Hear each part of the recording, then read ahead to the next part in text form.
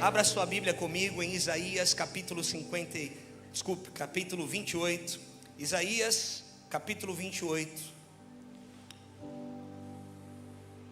Obrigado, Jesus.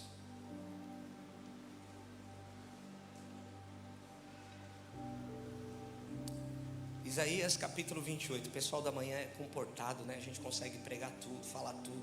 A noite é uma bagunça, irmão. Uma bagunçaiada toda. Isaías 28, versículos 16 e 17. Preste atenção. Portanto, assim diz o Senhor Deus: eis que eu assentei em Sião uma pedra, pedra já provada, pedra preciosa, angular, solidamente assentada. Aquele que crê não foge. Farei do juízo a régua e da justiça o prumo. A saraiva varrerá o refúgio da mentira, e as águas arrastarão o esconderijo. Uau! Obrigado, Jesus, pela tua palavra. Está aberta diante de nós. Fala com a tua igreja, fala com o teu povo. Nós te agradecemos e te louvamos. Quem crê e concorda, diga glória a Deus. Querido, o profeta Isaías, ele está falando a respeito de uma sentença aos habitantes de Jerusalém. Porque o que estava acontecendo? Alguns homens que tinham sido levantados para ensinar o povo, eles estão falando muito de regras. Regras sobre regras. Preceitos sobre preceitos. Então Deus fala assim: olha, eu vou levantar até os gagos, mas eu vou eliminar vocês. Porque aqueles que foram levantados para ensinar o meu povo não estão fazendo o que deveriam. Estão colocando regras sobre regras, ou seja, prendendo as pessoas, anulando o que realmente Deus está querendo fazer. Preceitos sobre preceitos. Eu vou levantar até os gagos, ou seja, eu vou levantar os improváveis. Eu vou levantar aqueles que nem têm tanto conhecimento, nem têm tanta sabedoria, mas porque quem tem sabedoria não está usando como eu desejo, eu levantarei os gaguejantes. Eu levantarei aqueles que têm uma língua travada, mas eles falarão a respeito dos meus preceitos para o meu povo. Uau, que coisa linda, irmãos. Esse é o nosso Deus, não é? Tem tanta gente qualificada na igreja, mas que não tem tempo para Deus. Aí Deus levanta os improváveis. Se os qualificados tivessem tempo para Deus, a maioria dos qualificados não tem tempo para Deus. Então Deus está levantando os improváveis. As pessoas que às vezes nem têm tanto conhecimento, mas vem a capacitação do alto, a capacitação de Deus sobre esses, e esses começam a ser usados pelo Senhor de uma forma sobrenatural, inexplicável. Querido, esses dias eu fui pregar numa igreja, um pastor muito simples, pastor matuto, e uma multidão, uma graça que Deus deu para ele, que é inexplicável. Não é um ensino, não é um aprendizado, não é um método, nenhuma estratégia que ele faz. Não, é uma graça que Deus dá para algumas pessoas, e é inexplicável. Meu Deus, outro poderia estar no lugar dele, mas Deus está levantando os gaguejantes. Por quê? Porque quem poderia ensinar está falando de preceito sobre preceito, de regra sobre regra. Então é isso que está acontecendo. E aí vem a palavra no versículo 16. Deus assentou uma pedra, uma rocha. Essa rocha, ela já foi provada e aprovada. Deus está falando de Jesus Cristo, irmão. O fundamento é Jesus Cristo.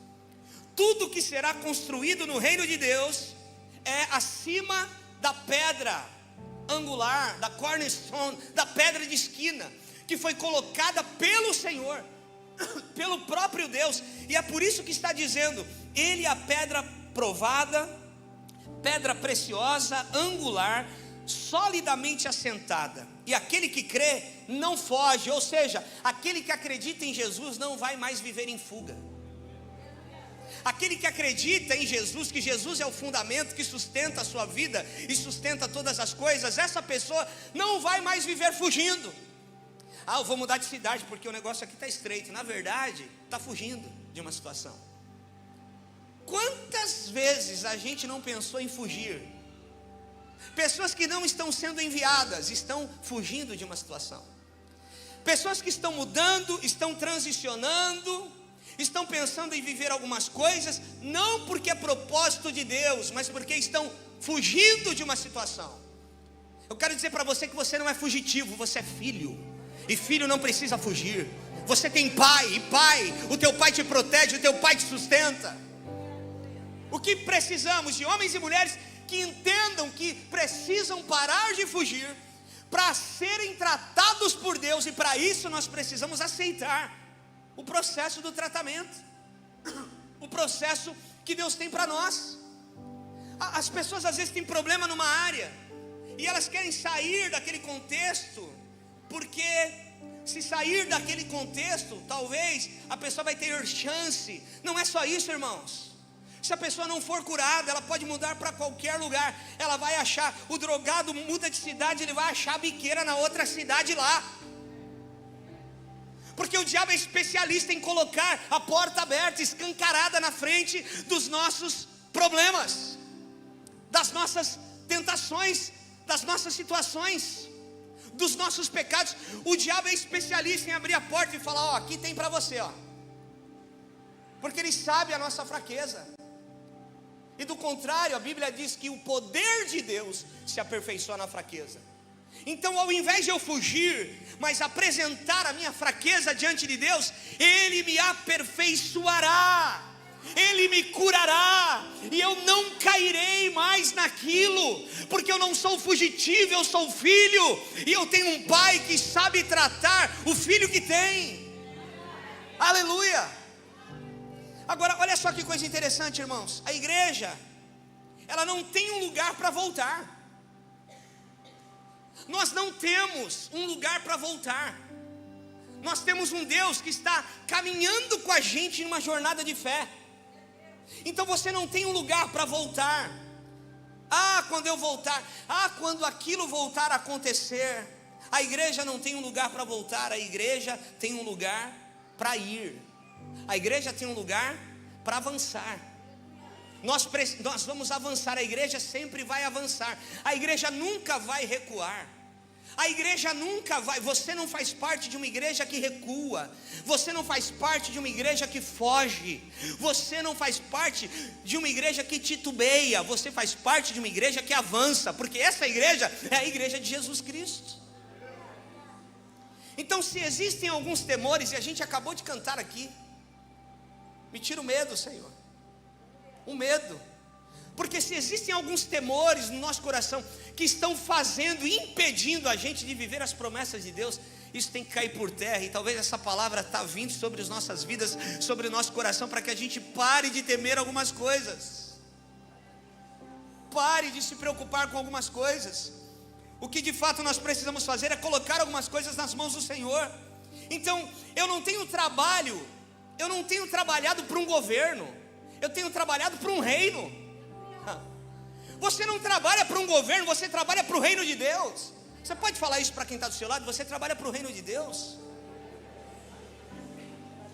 E quando eu e você temos esse entendimento, irmãos, as expectativas da terra se encontram com as convicções do céu. Isso dá bom.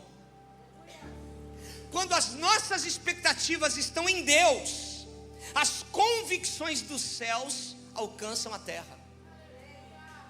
Quando o céu invade a terra, quando um crente que tem o Espírito Santo como morada entende que a sua expectativa precisa estar em Deus, então as convicções dos céus vão tocar a terra. Aí o filho não muda porque você deu uma surra nele. O filho muda porque o Espírito Santo pegou o coração e tomou o coração dele. Estou sentindo Jesus aqui. Aí o casamento melhora, não é porque você fez tudo certinho que a tua esposa deseja. Ô Senhor, esse dia vai chegar em nome de Jesus. Mas é porque o Espírito Santo tomou conta de áreas que você não consegue tomar. Aliás, tem coisas que você nem viu. Irmãos, coisas que só Deus pode fazer. Intervenções divinas, quando nós fazemos a nossa parte.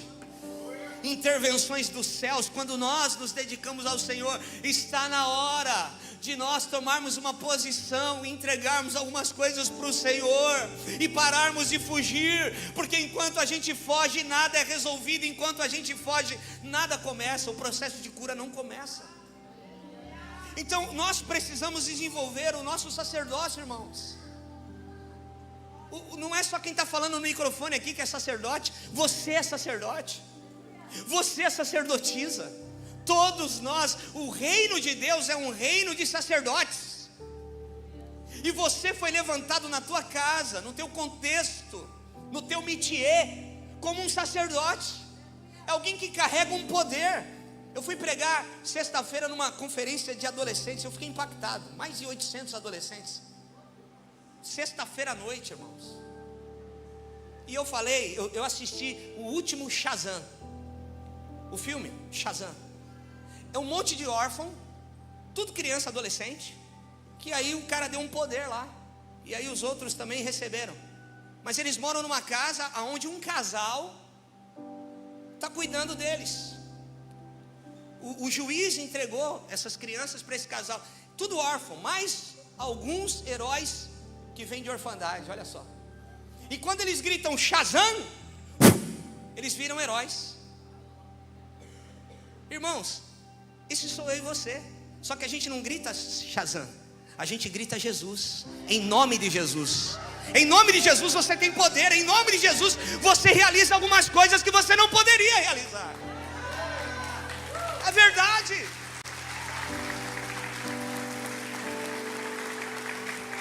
Shazam, não, Jesus. O fogo vem, o raio vem.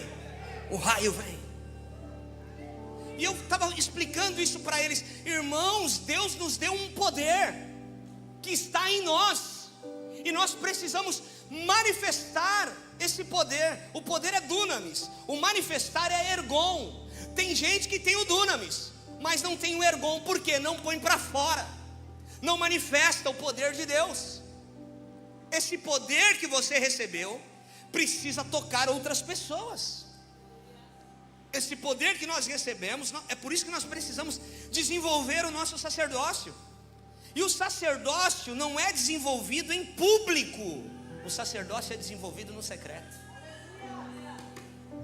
O meu sacerdócio não é desenvolvido no culto de domingo de manhã, de domingo à noite.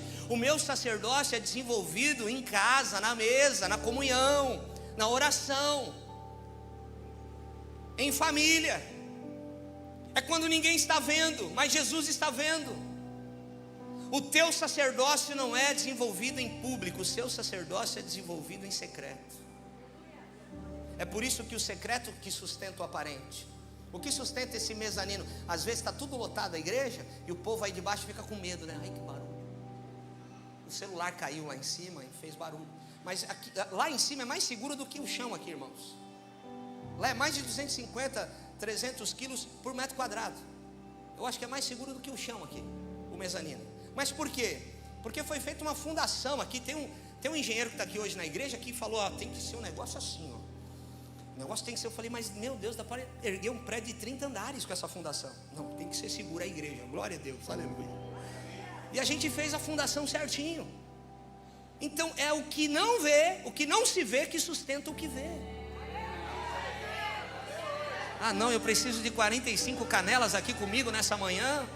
Eu sei que o povo da manhã é mais comedido, é mais quietinho, mas dá um glória a Deus no seu lugar, aí dá um aleluia, ajuda o pregador. É o que não aparece que sustenta o que aparece. O sacerdócio não é desenvolvido em público, o sacerdócio é desenvolvido no secreto. Existe uma construção acontecendo no fundo, irmãos, do nosso coração. Existe uma construção de Jesus acontecendo aí no seu interior. Existe uma construção de Jesus acontecendo todas as vezes que nós estamos sendo expostos à palavra de Deus. Existe algo que Jesus está fundamentando na nossa vida todas as vezes que a palavra de Deus está sendo compartilhada.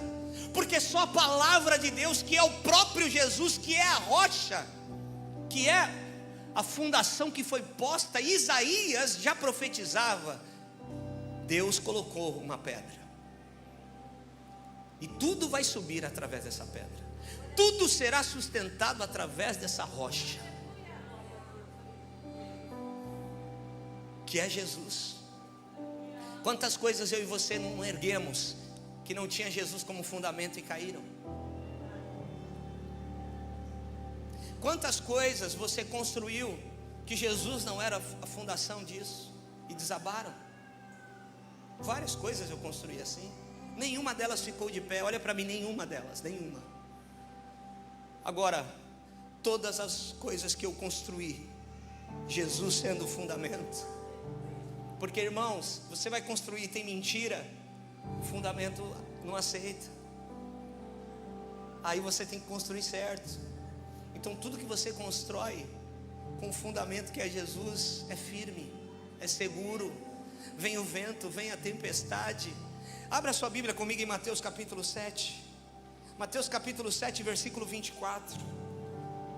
Olha para mim, a adversidade vai revelar o fundamento que você tem. É a adversidade, presbítera Rose, que vai revelar a adversidade, vai revelar o fundamento que nós temos. E olha o que está escrito em Mateus 7, 24. Todo aquele, pois, que ouve as minhas palavras e pratica, repita comigo, praticar. Aqui é o segredo, é a chave desse texto. Todos aqueles que ouvem as minhas palavras e praticam serão comparados a um homem prudente que edificou a sua casa sobre essa rocha é Jesus. É a rocha de Isaías 28. E caiu a chuva. Olha só, a adversidade. Está falando de adversidade. Transbordaram os rios, sopraram os ventos e deram com ímpeto sobre aquela casa, que não caiu, porque foi edificada sobre que é Jesus, que foi profetizado em Isaías 28. Agora, todo aquele que ouve as minhas palavras e não pratica, olha só, essa é a diferença só. Um pratica e outro não pratica. Será comparado a um homem insensato, que edificou a sua casa sobre a areia. Caiu a chuva, transbordaram os rios, sopraram os ventos e deram com ímpeto sobre aquela casa, e ela desabou, sendo grande a sua ruína. Irmãos, a adversidade virá, guarda isso. E quando a adversidade chegar, se você estiver fundamentado na rocha, a casa não cai. Um dia a adversidade chegou no meu casamento, e era para derrubar tudo, destruir tudo. E se nós não estivéssemos como fundamento Jesus como fundamento, não tinha permanecido nada de pé. E permaneceu por quê? Porque Jesus era o fundamento. Tudo o que não tiver Jesus como fundamento não permanecerá, porque a adversidade virá, e é a adversidade que vai mostrar o fundamento. Então tem gente que acha que vai aceitar a Jesus e vai parar de ter problemas. Não! O detalhe é o seguinte: é que tem hora que Jesus acalma a tempestade, mas tem hora que Jesus acalma o marinheiro. Mas de fato Jesus está conosco em todo o tempo. Ele não te deixará. A verdade é que a tempestade virá sobre quem serve e quem não serve Jesus. Agora, o detalhe importante é que quem serve Jesus vai permanecer de pé e sairá melhor do outro lado, depois da adversidade que viveu. Olha para a tua vida, é assim ou não é? Tudo que você superou, tudo que você suportou, te deixou mais forte, te deixou mais firme com Jesus. Querido, eu disse esses dias aqui, eu fui pregar numa igreja que o pastor era policial, e numa emboscada, ele estava parado com a viatura, deram um tiro aqui, queima-roupa nele de fuzil, arrancou a metade do rosto dele. Ele teve que ser reconstruído, ele sobreviveu milagrosamente. E aquele homem, a esposa era crente, e ele ia na igreja de vez em quando. toda aquela situação formou um pastor de igreja. Um homem que, quando voltou à consciência, não falou o porquê, Deus. Um homem que, depois que voltou, disse: obrigado, Jesus, por me manter em vida. Obrigado, Jesus, porque eu estou de pé. E hoje você olha, irmãos, é milagre. Ele tem um olho de vidro aqui, mas a reconstrução foi perfeita. Você só vê que ele tem um olho de vidro porque foi estourado essa lateral dele. Eu vou trazer esse pastor aqui. Testemunho incrível. Pessoas que usam a adversidade para se afundarem mais, mas tem pessoas que usam a adversidade para glorificar o nome de Jesus.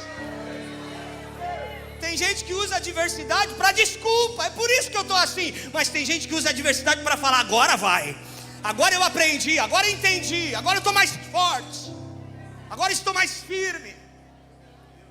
A adversidade mostra areia, a adversidade mostra rocha.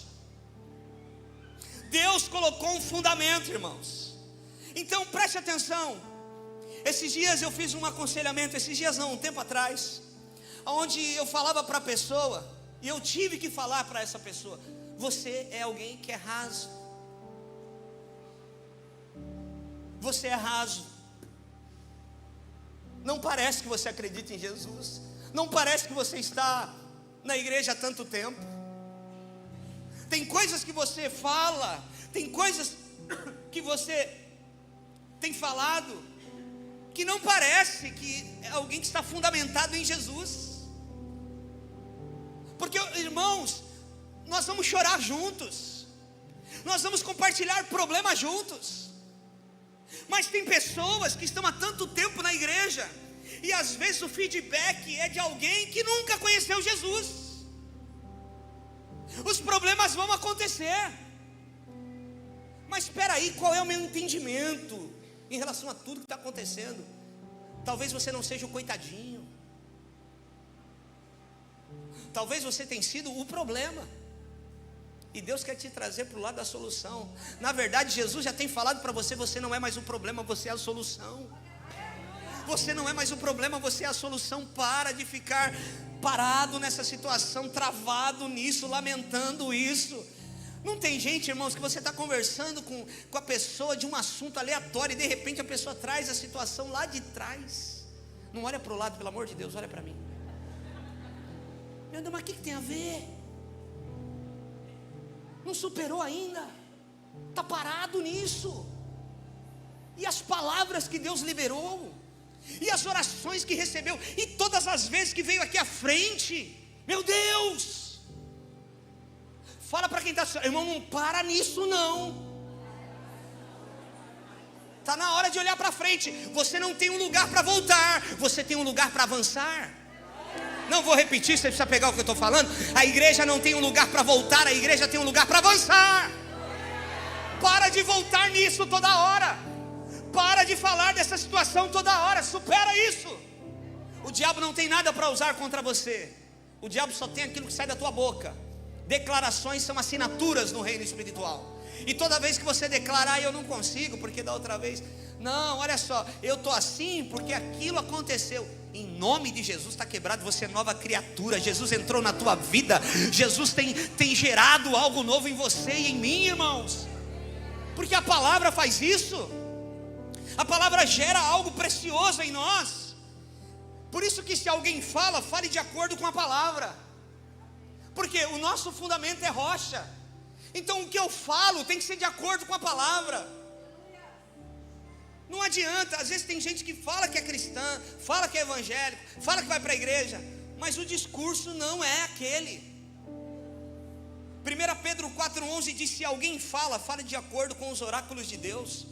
Se alguém serve, faça na força que Deus supre, para que todas as coisas seja Deus, em todas as coisas seja Deus glorificado, por meio de Jesus Cristo, a quem pertence a glória e o domínio pelos séculos dos séculos. Amém. Olha só, quem pratica está na rocha. Quem não pratica é insensato. Essa palavra prática no original é poieu, que significa produzir. Então o que nós lemos aqui em Mateus 7, que está dizendo: quem pratica está na rocha, e quem não pratica está na areia, Está falando de produzir condições, gerar condições para a fé agir. Você sabe que miséria não tem a ver com pobreza, não tem a ver com miséria. Pobreza tem a ver com não produzir. Quem não produz é pobre. Pobreza não tem a ver com miséria. Pobreza tem a ver com não produzir. Então guarda o que eu vou falar. Esse é o maior sinal que Deus te deu condições de produzir, de gerar. Se você está fundamentado em Jesus, você vai produzir. Não, você precisa pegar o que eu estou falando. Se você está na rocha, você é alguém que produz. Você é alguém que produz. Produz no trabalho, produz na família, produz, gera vida. Gera vida onde passa. Gera vida por onde anda. Agora o insensato é moroso no original. Que significa, sabe o que? Incrédulo. Quem está na areia é insensato. Insensato no original é incrédulo. Pessoas que não produzem porque simplesmente não acreditam. Pessoas que não produzem porque simplesmente não têm fé. Hoje tem alguém aqui que vai sair da teoria e vai entrar na prática. Vê se alguém que está do teu lado aí, fala assim: você vai sair da teoria e vai entrar na prática. Está na hora, né, irmão? Agora, uma das coisas importantes, guarda o que eu vou falar. Qual tem sido a tua dieta? Qual tem sido a tua dieta? Tem uma pastora amiga de um pastor muito querido meu, que ela estava com muitos problemas de saúde. Muitos problemas de saúde. Sempre muito abatida. E ela foi no médico. Tinha ido em vários médicos, mas teve um médico que falou assim: é a tua alimentação. O que você come? Listou tudo. Falou: você vai tirar isso, vai tirar isso, vai tirar isso, vai tirar isso.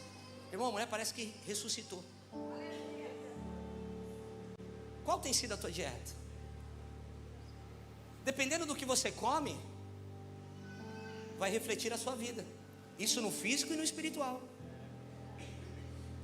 No físico e no espiritual. Então eu já citei isso aqui, irmãos. A águia é o único animal, a única ave que enfrenta a tempestade. Ela não recua. Todas as outras aves, quando vê uma tempestade, elas recuam, elas se afastam. Você já viu quando os passarinhos estão ariscos? Vem chuva. Eles estão correndo da tempestade. A águia não, ela enfrenta a tempestade, ela vai para cima da tempestade. A águia, quando ela desce para pegar a sua presa, é impossível ela subir sem a presa. Ela não erra. Ela é decidida. Ela não desce para subir sem nada. Ela não desce para subir sem nada. Agora, qual é o segredo da força da águia? A sua dieta. A águia não come animais mortos. E tem gente comendo comida morta. TikTok bombando. Comida morta. Ontem eu vi no estado dos Estados Unidos, Utah, foi o primeiro estado nos Estados Unidos que proibiu jovens, uma faixa etária, a baixarem aplicativos no celular, a não ser com autorização expressa dos pais. A China criou o TikTok. Você sabia que na China jovem não pode usar? Só 4 horas por dia? Então eles estão imbecilizando o mundo. Está dando certo. Eles estão deixando todo mundo besta. E os jovens, e outra coisa, os conteúdos no TikTok na China, estratégia, não tem porcariada não, pornografia, é só conteúdo de estratégia, conteúdo de submissão. Então os jovens vão crescer sabendo o que querem, enquanto o mundo está imbecilizado. Essa é a estratégia. Então lá onde foi criado não pode usar, mas o mundo inteiro usa aí. Seus trouxas, usa aí. Que é o que a gente parece às vezes, irmãos. Está na cara. Aí tem jovem que fica 4 horas, está lá no relatório do celular, não é mentira do pai. 4 horas no TikTok, só assim, ó. Uma coisa mais besta que a outra. Essa é a dieta dele. Vai ter força para quê? Vai ter força para vencer o quê? Não vai vencer nada. O diabo brilhou, você cai. Chamou, tropeça. Não tem força para lutar. Não tem criatividade. Você percebeu que as redes sociais estão tirando a criatividade das pessoas, irmãos? Tira, porque está tudo pronto. Você quer saber de alguma coisa? Pum, tira a criatividade. Eu sou do tempo que a gente ficava de madrugada escolhendo as folhas de seda para encapar o pipa. Eu vou fazer uma cruz, eu vou fazer a bandeira da Alemanha. Os bandeirão da Alemanha era top. Os pipão com a bandeira da Alemanha, não é? Pintava o peão para na hora que ele rodasse ficasse aquele desenho. Uau! Esses dias me mandaram um vídeo, irmão. Uma rua com gente sentada na calçada. Ô, tempo bom. As pessoas sentadas na calçada e as crianças brincando. A galerinha jogando taco ali. As meninas batendo na mão uma da outra na rodinha. Uau, contato, relacionamento. Hoje, chama um jovem para fazer uma dinâmica de grupo, ele trava, ele não sabe falar, porque ele vive no quarto, internado no computador. Não consegue falar. Dinâmica de grupo assusta, porque as pessoas não têm mais relacionamento. O diabo está colocando todo mundo de forma individual, nos seus processos sozinhos. E a única organização no mundo que estará lutando para que nós possamos estar em comunhão presencial será a igreja. Será a igreja.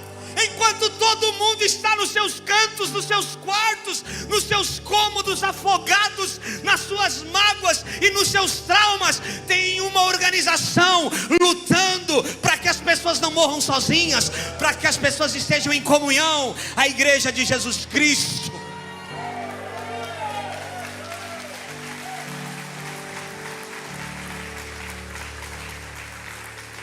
O culto virtual é legal, uma ferramenta, mas você que está me assistindo ao vivo pelo YouTube agora, se você não teve a oportunidade de estar aqui, mas se você tem como estar no presencial, não tem jeito, raios e trovões acontecem aqui.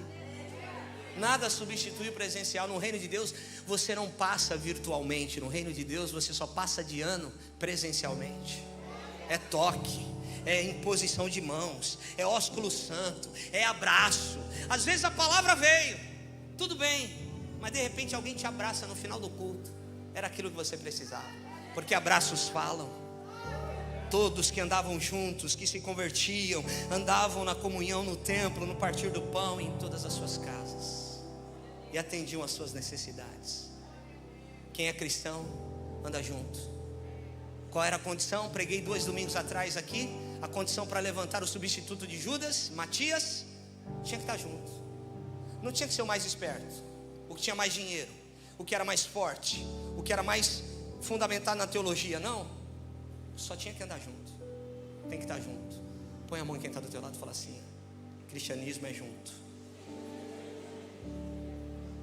Então, se você quer uma vida saudável na presença do Senhor, você precisa parar de comer coisas mortas.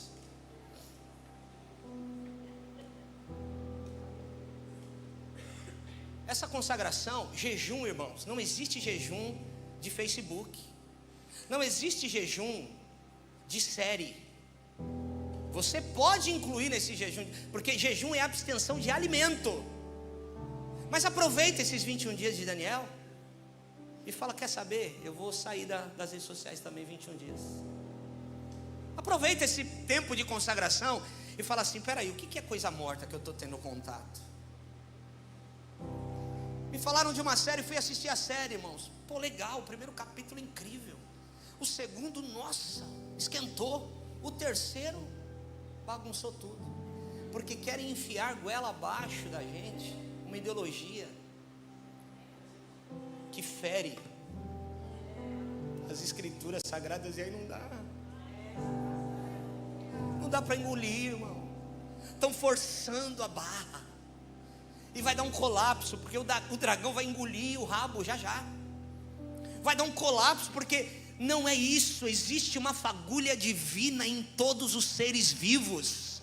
Ainda que a pessoa não conheça Jesus, tem algo que ela olha e fala: não, isso não é certo. Ainda que a pessoa não ande nos princípios da palavra, tem coisas que ela olha e fala: não, não é possível. Não é possível. Não é possível mudar o sexo de uma criança de 4 anos. Não é possível. Não é possível, irmãos. Por que eu estou falando aqui? Esse canal pode cair. Esse é o tempo que nós estamos vivendo. Não é possível alguém em sã consciência. Não é possível. Só no espírito, se movendo no espírito do anticristo, para realizar uma coisa dessa. E cabe a nós, irmãos. Todo sábado, um sábado sim, um sábado não, está tendo conectinho aqui.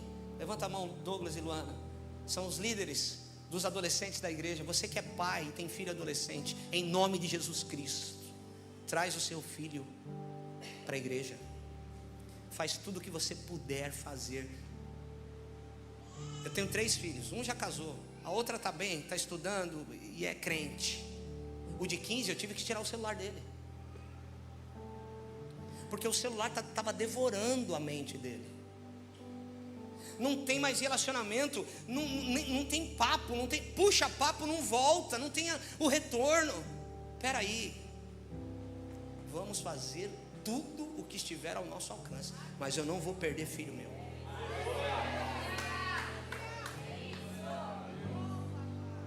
Em nome de Jesus. Quer um conselho? Eu sei que tem gente que vai ficar bravo comigo. Eu falei isso lá na frente de um monte de adolescente. Tira o celular do teu filho. Ele tem quantos anos? 15? Tira. Não dá para vencer essa batalha sem você tirar. Ouve a palavra aqui. Malembale vai na célula, está na comunhão, sabe, conhece Jesus, mas o dia inteiro é desproporcional, irmãos. E tem coisas que eles acessam num clique, que vão tocar na inocência. Aí acabou. Jovens que você olha para eles, você olhava para eles ontem, e uma cara de inocência, uma cara de pureza, porque pureza a gente vê nos olhos. Escuta, pureza você enxerga nos olhos das pessoas. A pessoa pode ter passado o que for na vida, mas se ela tem Jesus, ela tem pureza nos olhos. Ela pode ter sido usada pelo diabo a vida inteira, mas se converteu de verdade, tem pureza nos olhos. E tem jovens que você olha, olhou ontem, tinha pureza, hoje você olha, a pureza sumiu, a pureza foi embora, porque o contato com a maldade, o contato com a malícia, e a malícia o que é? O fermento. E a Bíblia diz: tire o fermento das vossas casas. Pai e mãe, é você que tem que olhar, não é o professor, não é o pastor, não é o líder, é você que tem que vigiar o que está acontecendo com o teu filho. Opa, peraí, eu vou ter que tomar uma providência. Irmãos, isso é urgente. Jesus mudou toda a palavra aqui, porque isso é uma mensagem urgente. Deus só gerou 2 instituições, a igreja e a família, porque é através da igreja e da família que tudo de Deus será realizado na terra. E é por isso que a obra e a intenção primaz de Satanás e seus demônios é tocar na igreja e na família. Igreja e família. Tocar na igreja e na família. Então, quando a gente entende isso, a nossa casa está fundamentada na rocha, a gente vai passar as lutas, as tempestades, mas nós vamos permanecer. O vento vai soprar, porque vai, irmão. Jesus estava no barco e teve tempestade, mas nós vamos permanecer e vamos chegar até o outro lado. Sabe o que é lindo? O lindo não é falar nunca teve problema. O lindo é falar passei por isso, mas estou aqui. E tenho agora bagagem para ensinar. Você não vai morrer não, eu já passei por isso. Você vai passar também. Quem está comigo diga glória a Deus. Então cuida da sua dieta. Fala para quem está do seu lado, cuida da sua dieta. Mais do que a física, a espiritual. Porque é a espiritual que reflete no físico. O físico não reflete no espiritual. Sabe por quê? Eu quero te provar isso. Tem gente que às vezes está doente, está na UTI, e é homem de Deus, é mulher de Deus. E você vai fazer uma visita para ele, ele na UTI, quase para morrer, ele impõe as mãos sobre você e você é curado. E ele está lá. O físico não afeta o espiritual, mas o espiritual afeta o físico. Mais do que você cuidar da sua dieta física, cuide da sua dieta espiritual. Corpo, alma e espírito. Vai para academia, faz exercício, vai lá fazer as coisas mesmo, mas tem que ter equilíbrio. Como é que está a sua vida espiritual? Eu conheço gente muito assim, mas espiritual é um frango, irmão.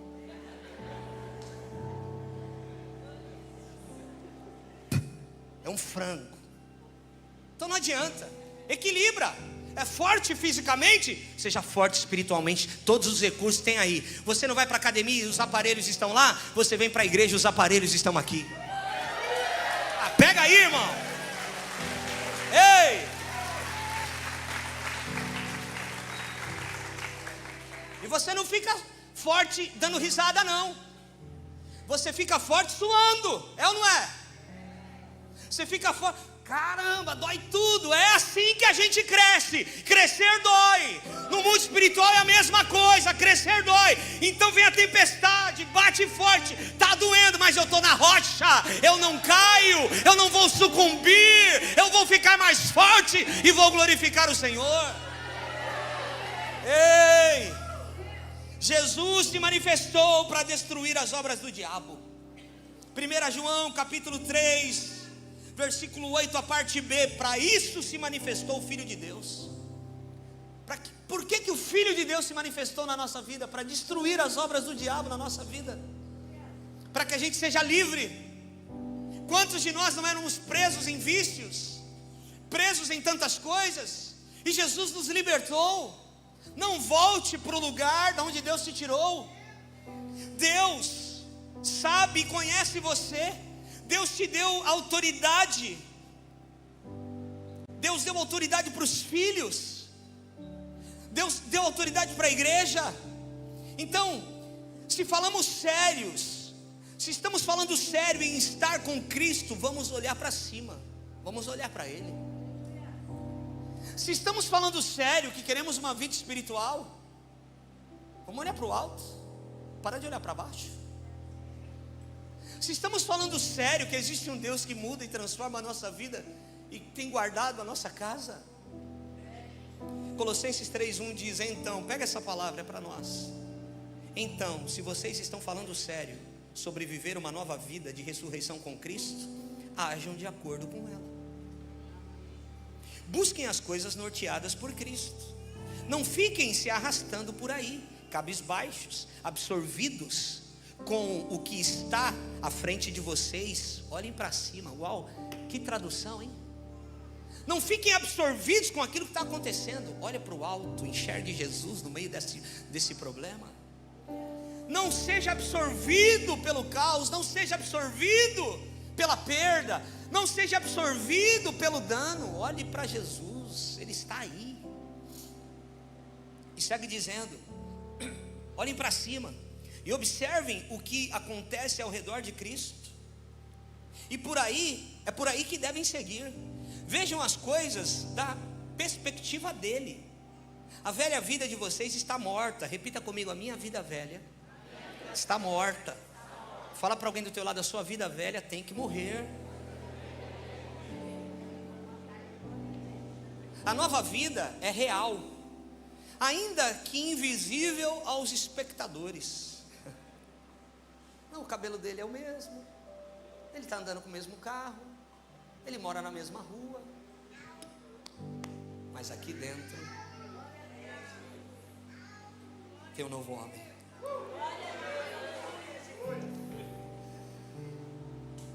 A vida de vocês, quanto a Cristo, a verdadeira vida, quando Cristo, a verdadeira vida, aparecer de novo na terra, o ser verdadeiro e glorioso de vocês vai se manifestar também. Enquanto isso, estejam contentes com a obscuridade como Cristo. Ou seja, às vezes a gente não quer mostrar o que Deus está fazendo aqui, mas tem hora que não dá, porque Ele precisa fazer primeiro aqui. Então se contente em Jesus, porque ainda que as pessoas não vejam, Jesus está tratando aí dentro. Ainda que as pessoas não enxerguem a manifestação, ainda tem algo sendo construído aqui dentro, e melhor, sob a rocha. Ah, se você está comigo, digam glória a Deus, aplauda o Senhor e fica de pé.